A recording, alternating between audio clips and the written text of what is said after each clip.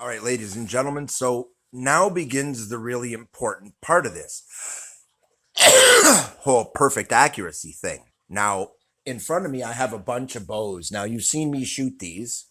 This has no knock.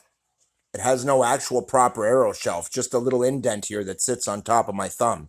I've set this up for firing bare shafts. The handle can be slid up and down. It's not even locked in yet or indexed perfectly. This one has been indexed perfectly. The handle's permanently installed, but it has no arrow shelf. You'll notice there's a seam here. This is where I intend on installing my arrow shelf. It's set up, and indexed is the correct term. Now, when we're talking indexing, that actually means a lot of things. But one of the things you'll see here is there is no permanent knock. When we move around to my smaller bow, I've fired all of these. They're very accurate. I have a nice spot for the arrow to fire from. Again, no permanent knock. This is just loose. It was done loosely so I could test where I wanted it. I've fired it hundreds of times since then. It's fallen apart and I didn't care. I don't mind. In fact, traditionally, I didn't use a knock. I like to do the traditional method where I actually look. Old school native bows, you'll notice they didn't use a knock. That's actually a more modern thing. And there are a couple of ways to approach a knock. So, in this video, I am going to get to some shooting downstairs. But before I do, I wanted to talk to you guys about where we're at now and how we're dialing things in and what the process is for that. So, I can only dial in my bows so far without dialing my arrows in. I can only dial in my arrows so far without dialing my bow in. It's one of the reasons why, even though I've made some great DIY arrows, I actually recommend you buy a set that are good. The better the quality of arrow you can buy, the better. Because now that I've got this pretty close, what I need to do is start testing it thoroughly. Now I've got my knock locked in. I've got my elevation set. I've got it indexed. The handle's permanently affixed. Which brings me to another point here when it comes to dialing it in. Now, there's a lot of things that come into play here. One, this is a soft handle, and if you look closely, you can actually see it's mildly bowed from start to finish. It is, after all, quite a long handle encompassing a full 8 inches. This is a much smaller 5-inch handle, 5.5, maybe, almost 6. Let's just check that. But you'll see that this does matter. And the reason it does is that this is a soft handle. So while it is, wow, I was wrong. It's really only 7 inches. And this one probably is the 5 inches. Yes.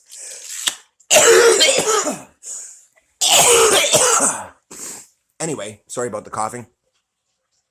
So basically what this means is, even though this is a 7-inch long handle, the whole bow is still bowed equally as a single piece. And you can see that in the bow.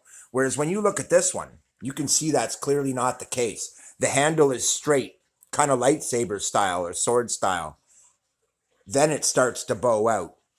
Which, because this is a rigid handle with a hard core that's heavily epoxied in, it's not going anywhere.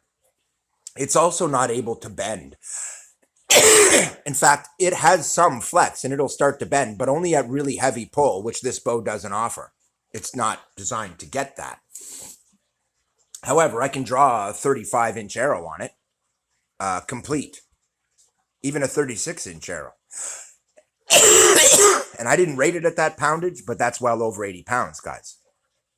It's actually a lovely bow and is 48 pounds at 28. So in this video, we're going to cover a bunch of stuff. But one of the things I wanted to talk about is the handle. Now, I've showed you ways to make a few different ones, but in the end, I recommend these guys overall. And the reason is, for one, being stiff, they separate the bow into 3 sections, a riser and the limbs, making these short members, making it build power a lot faster. It's why this bow is so good at firing shorter arrows. Because this is basically separated into 2 limbs and a riser, it works much more efficiently. It's the reason we do it this way nowadays. If the bow is all one piece, it all bows together, and it has a much longer draw, and you'll be a lot farther into the draw before you build real power, making the bow much weaker overall. It's why these two came out very similar in power, even though this one's a thinner member by just a little bit than this one. If you really look, I mean, you know, it is a substantial difference. Even though this is wrapped, it's only wrapped with one layer of duct tape. It only takes up about 0.5 millimeter. The difference here is substantial, okay? But at the same time, this is still a 1/2 inch member here, just over 1/2 inch. This is still pretty substantial. This is just under 1 inch, 3/4 inch, and this is 1/2 inch. Okay, but this is pretty stout stuff. In Canada, we have a different formula. It turns out for these types of things, they're not typical fiberglass. They don't just shatter. They're quite good. Anyway, because of all those things, because of the material that it is, because of the length it is, because of the fact that it has a locked in hard handle of this length, it leaves me a riser of 5 inches and then limbs that are roughly, let me just get a vague idea, that are roughly 26 inches long, which is pretty cool. And that's a 52-inch bow. Now, that really works out well. So you got about 26.5 inch per limb and a 5-inch riser. Now that does make it a very short riser, leaving these to be fairly long limbs, which is nice because it doesn't stack too hard too early. It's actually a really nice setup. And of all the bows I've made so far, I actually recommend this one. But all of these are very good, but they both need an arrow shelf installed, which complicates things. This has one built in and works really well. You can wrap it and bring it up even higher and make it even lower resistance because now it just runs off that one tiny little lip. In this case, I've actually smoothed it so that the leather sticks up just higher than this.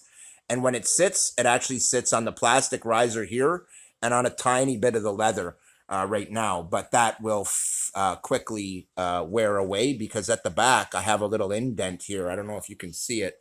Probably not, but I actually have a little indent here. So when you look at it this way, it's actually flat to the plastic. You can see that there, it disappears. And there's a little indent in the leather to allow for the arrow to pass. That's something else you got to consider if you're going to wrap it. You don't want to add surface area. Putting it up against leather is okay, but you don't want a grippy type of leather. You want a smooth, very smooth leather. Preferably fairly stiff. The really soft leather tends to be fairly grippy. So there's things to avoid there. There's things to do. I've used a Band-Aid here because it's very slippery material and it's padded and it works and it keeps the arrow off of it without being as thick as leather would be. So it's more accurate because it keeps it tighter to the shaft. Now that's something else. The tighter the arrow is to this shaft, the more accurate you're generally going to be because you're aiming down the arrow. And if it stays tracking on that line, you're going to be pretty accurate, which is what I find with this bow. It's a very accurate setup. It's also very nice poundage in the mid-range. It's really sweet.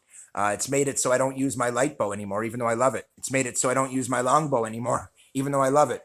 And the reason is it'll fire the arrows of the shorter bows that are the war bows because it's got enough power on a short pull to do it. Reasonable brace height. And at this point, I'm pretty darn happy with the whole package as it's turned out. I cannot complain, guys. It's just that, from my perspective, 6.5-inch brace height. It's actually quite nice. In fact, this guy here is right about the exact same brace height, my war bow, which is like I'm saying, it actually fires the arrows that are made for this one. It's just over 6.5. So this actually has a slightly higher brace height. You might think it doesn't. It just looks that way if you look close. They're so close, it's not even funny in brace height, guys. They're literally pretty much identical. Okay? Like literally, they're identical. So, you're looking 6.5 or so for both of those. Really nice. But because of that, it'll fire those short arrows with a decent pull and get good poundage. It's really kind of become my go-to. So on the topic of tuning, I wanted to cover a few things. Now, one of those was the handle. What type of handle you pick, while you might not expect it, has a lot to do with how your bow is going to work out in the long run in terms of its poundage, in terms of its draw length especially. So here, oh, by the way, this bow draws out about 3 inches farther than this bow, even though they're the exact same length, and this is the thinner material. You would think that this would draw out farther. It actually doesn't, and that's by design. Um, this is actually a really nice bow and works really well, and I can recommend it. It's kind of my go-to now. But on that note, you'll notice the silencers here have been thinned out. I've taken away all the puffy. On these ones, they were quite big puffs, and I've trimmed them down to be minimal. On this one, I had always done that. It was always a very minimal kind of a puff. In addition, I have a flat side that has nothing on it, and that actually faces forward. So as it travels through the wind, it's really just a tail. I prefer it that way. The native way when they did silencers was to do that way, not the puffs. Um, and I find this the same way. So I take my puff and I put it around this way so that as it travels through the air, it's a little more aerodynamic. You'll find it's not quite as strong an effect, but the idea is to have it be just enough, not too much. So I actually started with big puffs and then just started trimming them down. And as you can see, there's nothing on the front of it. Now, this brings me to the next point, locking things in. And the question comes, when do you lock things in? Well, you lock things in when they can't get any better. In this case, I first locked in the handle after breaking in the member and figuring out exactly where it needed to be and indexing it thoroughly. Marked the spot, locked in the handle. That went well. It hasn't changed since. I've got my adjustable elevation. I dialed in my knock based on the range I wanted. So if I adjust my elevation up or down, my knock, where I place on the knock will change. If I'm shooting at lowest elevation, I actually shoot directly on the knock, like most people do. I don't normally do that. I actually put my arrow here and slide it down. And if you look here, this is part of the trick. Now this lock is actually knocked in and locked in and ain't moving, and the whole thing stays nice and straight, and this is what you want. Now, right now I have the elevation set for close range, which means I have to put it on this knock to get it proper. But at longer range, I can just do that. Now, I basically have it set up so that the elevation could be just a tiny bit higher right there. Well, that's actually set out for pretty far range. So when I shoot point blank, I actually shoot on the knock, and then as I move out and the adjuster moves up the shaft to about here, I now sit in front of the knock on top of it, just on the edge of it. And when it's at its highest, I actually sit it right about here. So I have my knock set up and indexed so that I can use it. You'll look really carefully and you'll see that it's an incredibly tight knock. It's not going anywhere, and it's very small and very precisely shaped. Now, a lot of people will tell you to make as big a serving as possible. I got to tell you, I'm just like the silencers. I'm of the exact opposite opinion, that these need to be as small as possible to do as little damping of the string as possible. I've already accounted for the limb and string dampening in the design of the setup. You don't need to do it here. The object of this is to make it small. Now, I've made this so I can line up underneath it, right in the middle of it, or on either edge of it, and have a good place to lock in no matter where I need to use it. But that's because I have an adjustable elevation, which means I need a knock that I can place on either side of or in the middle of. So that took me a minute to figure out and lay out, but it wasn't hard, and I did it right the first time. It was easy to do. Okay, so this one's getting a little long. I'm going to stop here, and the next one we'll be shooting. But as a matter of fact, I think I'll probably just lay up a quick target up here and do some shooting for you. And the reason is I'm trying to show you how to dial in your accuracy perfectly. Now, to do that really means you need to have perfect arrows, okay? So today I'm going to do something a little different than I have done previously. In fact, very different. We're going to take this guy and this guy, and you're going to see what I'm talking. It's well under an inch. It's 2/3 of an inch, right about there. And we're going to set it right about there. I'm going to turn this around and give you guys a good camera view as per usual, so that you get some actual lighting. Pull out the tripod, little tripod my roommates got me. Love you guys. Thank you so much for that. And I'm just going to hook this up. Hopefully it won't stop on me. Good. And we may continue. So we're going to leave it just about like that. Snug things up here. And what I'm going to be trying to do is to hit that little foam strip. Because when you're dialing a bow in, the first targets I shot at were right around 6 inches, guys. The next targets I shot at were a good deal different. So what you're going to look for is I was using my worst arrows to tune in my bow. Okay, well, that's not what I'm doing today. Today I'm using my best arrows, and I'm aiming for a much smaller target. So I'm just going to go straight to pulling out my best arrow, locking it into position, and trying to hit the target, and we'll see what happens. Oh, that was very close, guys. Very, very close. That could just be me, so we're going to see here. Hold on.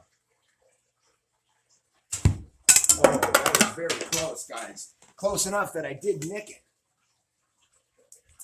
But that doesn't count. And we're hitting for a sub 1 inch target at 20 feet. Now, if you... Oh, that was close. I nicked it there. I know I nicked it. I saw the shaft nick it. Okay, I pulled off there at the last second. I don't know why I did that. But that was these two factory arrows. I'm going to run through some different ones here. So now I'm going to take a pair of my best fishing rod ones, and I'm going to try with them. And we're going to show you one of the reasons why perfect accuracy is so important. Well, that wasn't actually that far off, which kind of is mind-blowing to me. Again, not far off, really. They're almost identical. I fired those ones twice, so I'm going to fire these ones twice. I still haven't technically landed a successful hit on it, but this is a very small target, guys. And I suck. So there's that. Technically, I don't, which is kind of funny that it's working out that way right now. Okay, there we go. So I definitely hit it that time. So we have one hit. This arrow has successfully hit the target. We're going to set it back up. Now, I did point out that it is 1/2 inch about here, but it's actually quite a bit smaller right about there, where I'm actually trying to hit it. Yeah, that's about what I figured. So it's just over 1/2 inch. It's like 0.65 of an inch, guys. So I'm going to take these 3 back over here. And what's interesting about that is, you know, these aren't exactly the worst or the best arrows in the world. Now I'm going to try another one here that I made yesterday. It's aluminum. Oh, that was pretty close, man. I'm going to try that again and try a little harder to aim. I really wasn't. I was just kind of looking along the length of the shaft to see what I was getting for draw. Not very good. But this is quite long, and really I'm not able to draw it to full length on this bow because the bow's too strong, and that's a 33.5 inch arrow.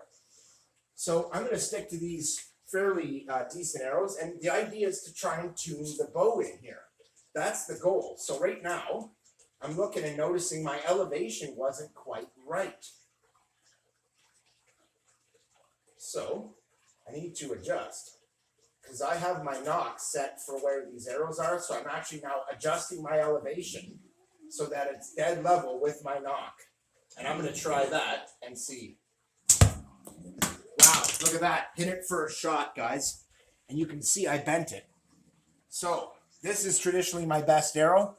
You can see it's the one I told you was my best. It's got the small fletchings. I wasn't lying to you. It's right there in front of you. I'm going to take my second best arrow now. And this is why you've got to use your best arrows to dial in your bow. You don't want to use your worst arrows for that. Well, at first you do. Oh, that was close. Very close, but not quite. You know what they say about close, but not quite? It only counts in horseshoes and hand grenades. So I'm going to try it one more time. So the idea is not to just count one shot. One shot that you struck it might be a fluke. Oh, that was so close, you guys. very, very close, but it was so close that I can't say it was a, oh, I just grabbed the wrong arrow. It's so close that I can't really say it was bad. I mean, you'll notice too, I took my 2 best arrows and I put those aside. I'm actually now trying to hit this with my 2nd best arrows, guys. Then, once I've hit it, which I just did, I'm now going to try and repeat that exact same shot with the exact same arrow. Oh, that was very close. And see how many times it takes me to repeat that shot. How tight is the group that creates? This is all part of tuning your bow. Now, this is also a good opportunity to do things like move your silencers around, see what that does to your feet per second. Make sure that your form is correct. Oh, that was really close. And I can see I'm missing these by a hair. I mean, I'm aiming for a sub 1 inch target here, guys. And you can see that I'm not exactly missing by huge amounts. In fact, I'm missing by such small amounts that I'm feeling pretty good about that. Found it. So, one of the problems with shooting a single arrow at a time is that you're constantly hunting for that darn arrow. It's one of the reasons I like using my target, because they bounce back. This is one of the reasons why I built it. Even just shooting at my couch, it's not the same. They don't bounce back at me. I built that target for that, and it worked great. So, we're going to try again. Oh, that was so close, guys. But this is my 2nd best arrow. But it is so close. It's just nicking this. And that is a 1 inch grouping that I am seeing with this arrow. Which means my groupings have gone from the original 3 and 4 inch to 2 inch to 1 inch. Well, I hate to say that, but a 1 inch group is pretty good for a DIY bow. And look at that. I smoked it. And I mean, it's putting consistent rounds into this very tight circle, guys. And I don't know how many rounds I'm firing here. You guys can count them after, but, well, I will. Oh, look at that. I was able to repeat the shot. So even my 2nd most accurate arrow isn't really bad. And now that I've established that it is, and my elevation has been mildly adjusted, I am actually going to take my worst factory arrow, which is still not my technical worst arrow. It's just my worst factory arrow. And I'm going to set that up. And I'm going to try this again. Look at that. I actually got it the first shot. Why? Because this is the bent shaft, guys. But it's really not a bad arrow, as I've pointed out. I've dialed it in and adjusted it to be kind of ideal for going around the bow. And it works very well. It's not actually a flawed arrow. Oh, that was so close to repeating that shot. That wasn't even funny, guys. I really can't complain. So, long story short, with any of the other bows, right now I'm running about a 2 inch group, as you guys will have seen if you watch the other shooting videos. There you go. That's a hit.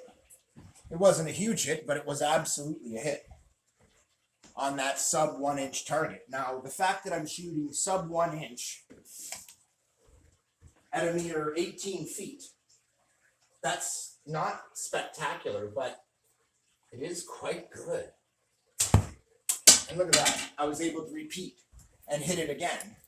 And it was about the same where I nicked it. I didn't get a thorough hit on the middle, but I was really close to that. And that's not bad, man. I mean, that's... Oh, look, and that was so close. Like, not only am I hitting it more often, but my misses are missing by less than ½ an inch, which is a huge improvement. There is no such thing as a flyer anymore. The reasons are 3. 1, careful technique. If you're not paying attention, you'll miss by more. Did you see that crap? Well, that crap shot was done on purpose so you could see. It looked good from my angle too, but it's not. Proper technique, and I hit it damn near every time, or get really, really close. And this is the bent arrow. So, this ain't so bad. I mean, I'm shooting, you'll see, I will fire a dozen arrows on purpose and never ever miss by more than half an inch, guys. That's pretty freaking good. More to the point, I'm probably going to hit it a whole bunch of times in a row just because I can. So, keep in mind, this is technically my worst factory arrow, and this is why I recommend you guys buy them. Of all the ones I have that I've made, I don't have arrows that will hit the target every time and shoot 1-inch groups. I have arrows that shoot 3-inch groups and give me so many flyers I can't count on them for a kill at anything other than point blank range. Whereas these guys, I mean, you might not count that as a hit, but I'll put it to you this way. It missed less than 1-inch target by the width of this or less. That is enough that it will kill and hit the target every time, guys. This isn't even a debate anymore. Now, don't forget, this is also the arrow that I put the adjustable fin on. And I've been able to set this arrow up so that it actually flies as well as the other arrows, which is actually really something now that I've got it dialed in. So I just gave the arrow a little tweak on that fin that I adjusted, and it didn't like it. It actually was less accurate that time. So clearly my little changes have made a big difference. And now I'm going to try and put it back to where it was and just kind of tweak it and adjust it and shoot it. So now I'm putting it to straight. I've tried it right. I've tried it left. We're going to pretty much straighten that fin. I did make one of them so it's adjustable, but I can see that might have been a mistake. It's actually rubbing against, starting to rip, which is why the accuracy's gone down. And this is a good example, actually, of how perfection matters. So this was a really good arrow a minute ago, but then I ripped where I cut the fletching so I could make it like a rudder. Now it's right back to doing 2-inch groups. Why? Because there's one little thing wrong. So now, this, where I see that, the extra distance here, that's a rip right here. It was CA glued right to here, and I just had this little bit of control here. And now that's ripped. And so I'm going to have to re-glue that. But now it's back to being no better than a DIY arrow.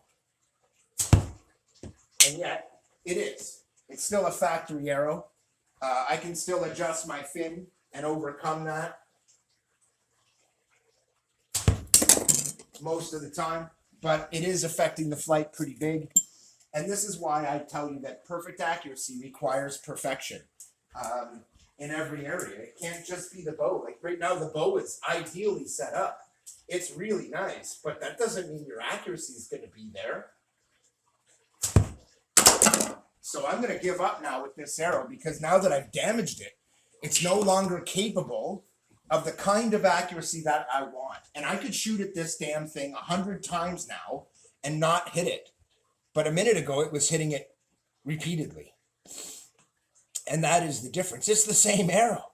It's not suddenly hugely different. It's just a tiny difference in the fletching. That's all that is, guys.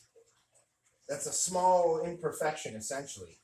But it's a huge one. And it's so huge that it now has made this a totally unpredictable arrow with this flapping thing on it. That makes it so it's not even really predictable. It doesn't give me an exact same flight every time so I can count on it and adjust for its normal flight characteristics. No. It just does whatever it wants every time you fire it. It's a different ball game. Because every time you send the shock through it, no matter what position you put it in, it's enough to move it. So in the end, that vibrating of this is bad. I need to CA glue it. I'm out of glue, so I can't do that. I'm going to have to put this one away for a while. But at the same time, I'm probably going to snip the fletches on this. In fact, I'll do that right now, and I'll fire it for you, and I'll just show you the difference. Because this fletch is screwed, and I know that, and I actually wanted to experiment with making them really small. I'm just going to do that, and then I'm going to try and match it on this side.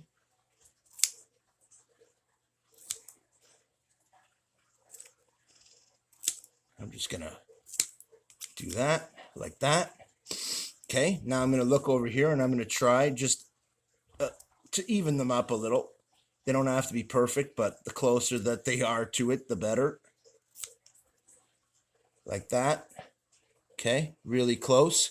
And I'm actually going to try firing it like that because I like it when this one sits low, and this will encourage that.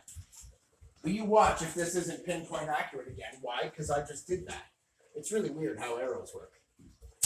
That was close. Certainly I missed by less. And this is the thing. A lot of people think you can't DIY an arrow. And it's not that you can't. It's just that the degree to which every little detail matters means that any imperfection in your handwork will translate into a less accurate weapon. And in the bush, that's really not good. And you can see the results here. Not only is it a little more accurate, but I haven't actually hit the target yet. And when I look really closely, I see that one of these is still not the right size. One of these is still slightly bigger than the other. So I need to take that, and they need to be at the exact same angle.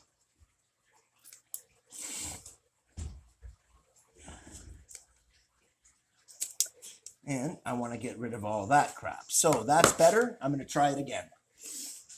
Also, my silencer moved, and they're not locked in yet. Every little thing needs to be accounted for, guys. Absolutely every detail. So we're going to see. Maybe now we'll get a little more accuracy and we can hit this again.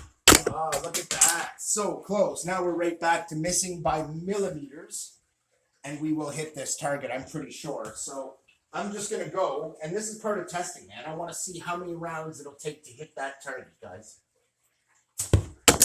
Now, that was honestly my bad. My hand was kind of wiggling back and forth there while I was trying to find the exact aim point. And I let go with it a little off to the right and hit a little off to the right. So that actually looked pretty accurate from my perspective. Oh, that was really close. I nicked it. But my aim was right on pretty much. So we're going to see here. I'm going to try this again. Again, very close. But my hand was a little herky-jerky. So I'm going to try and watch my technique. Some of these arrows, once you DIY them, get so sensitive. It's still not perfect. I would still need to adjust it. And one of the fins is off now. We need to adjust them all equally. So now that I've told you that, let's do that. One fin might not seem like it's a big deal. I mean, hey, it was off, big deal, right? Now, it doesn't mean I can't, it has to be exactly the same. In fact, this black fin doesn't. It could be a little different. So we're going to make it a little different. And I'm going to try again. And we're going to see now that it's got no weight imbalance there. All three fins are the same. Or at least close to it. And honestly, that didn't really look like it was especially less accurate to me. But it was a very light shot. So I'm going to fix that and give it a proper go here.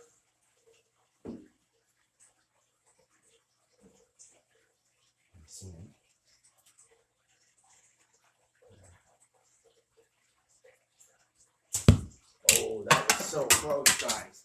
So close. I just made a very fine adjustment on the handle here on my elevation. I noticed it was off just a tiny touch. Anything like that will affect accuracy, guys. Look at that, nicked it again. So now we're back to seeing 1-inch groups. I might be missing it by a tiny bit on the side. Hey, but that keeps us within a 1-inch group, guys. So everything matters. I mean, you got a little rip in your fletching. Don't expect to be as accurate as you would have been without it. You got a DIY set of fletchings that aren't perfect like mine. Don't expect it to be perfect. But hey, this was a ruined arrow, and I brought it back to an accurate state that's good enough to hit a heart with. Well, if it's good enough to hit an animal in the heart, guys, then it's good enough to kill because it is high enough poundage to kill. And so at the end of the day, it's got the arrow speeds. If I choose to use them, to really launch these in there. And these aren't even particularly long arrows for this bow. In fact, they are quite short. But they work well. So here ends my tutorial on accuracy. I did kind of want to go until I hit that. I've gotten really close, guys. I got a good feeling here. Oh, that was close. I actually did nick it again. But in the end, I mean, really, I'm happy with that. If we're nicking a 3/4 of an inch target, which is what this is at the point that I'm aiming at. Don't forget it was thicker where we measured it. I'm aiming for the dead center of it, which means I'm aiming for the thinnest part. I keep missing by just that little bit, and I get the feeling if I keep playing with my elevation, it'll come up perfect. I got the feeling also now that I've got the back end too light because I took too much off of those fins. Wow, look at that. That was so close. And now this is my point, guys. You might say, okay, well, this isn't good, but it's my worst arrow.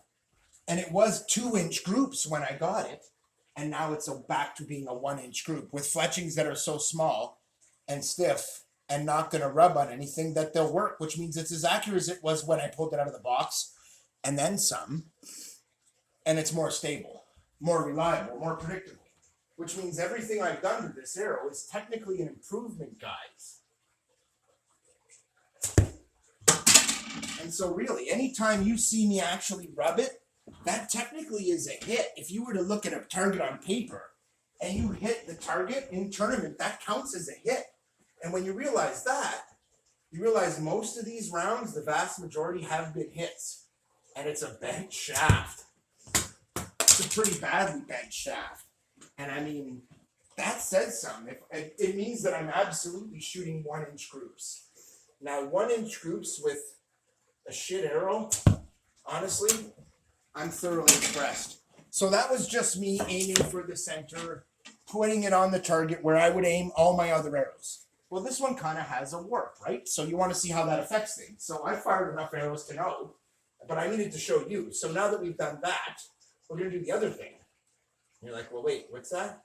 What do you mean? You're going to hit it now? Pretty much. Yep. Pretty much just like that. Because now that I've fired enough arrows with that arrow, it's been off by the exact same amount. Consistently shooting to the right. Well, all I had to do was aim to the left. It ain't rocket science. It's archery, baby. And because it's so consistent, I can be very consistent. And even though it's my worst arrow of the 3 that I bought, keep in mind, these are the Barnett arrows I got, the cheapest of the cheap from Barnett. Look at that. Now in a tournament, guys, that would have counted as a hit. And that would have counted as 3 hits in a row on a 1-inch target, guys. Sub 1-inch target. Remind you again, right here is where I'm aiming, guys. And you're looking at that, you're looking at 0.65 of an inch or 0.7. So, I mean, you know, this is a big difference, guys. This is a very small target I'm shooting at a little over 1/2 inch. And I'm either able to smoke it or be so close to it that I'm in a 1-inch group. Okay, well, this isn't bad for my worst arrow that is way off. So now I'm going to go back to accounting for its inaccuracy. Oh, that was a hit pretty much. That would be a hit for sure in the tournament environment. And so any hit like that is good enough for me, and I know that I actually rubbed it. Like straight out, I rubbed it. So I want more than that. I want to hit it right in the middle, right there. So what I'm going to do is aim a little to the left. You might think I'm going to aim high, but I'm not. I'm just going to aim a little to the left. Okay? So that seemed pretty good, but it was a little to the left, but just barely.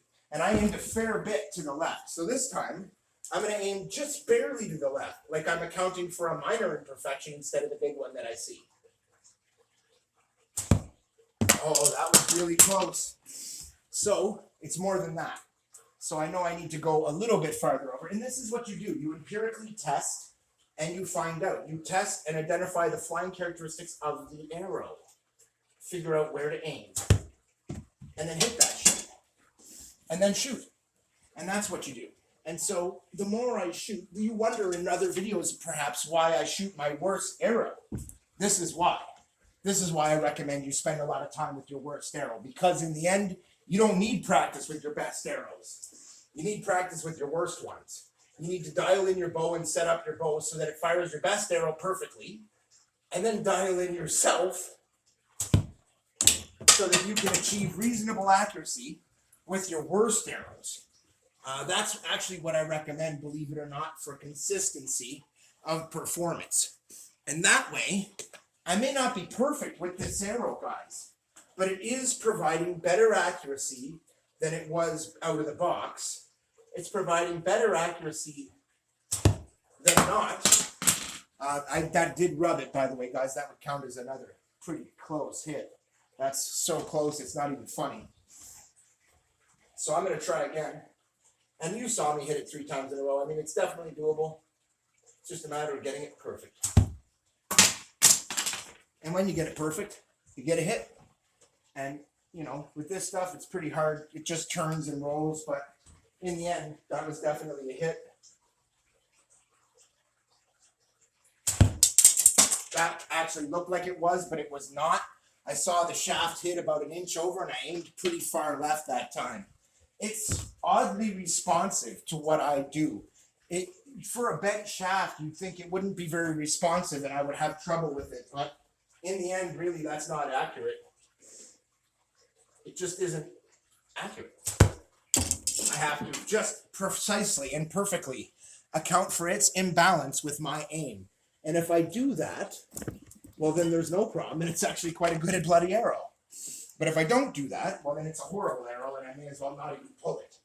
But if you're willing to spend a little time and practice with the arrow, which you should anyway, you can get really good groups. Now I'm done.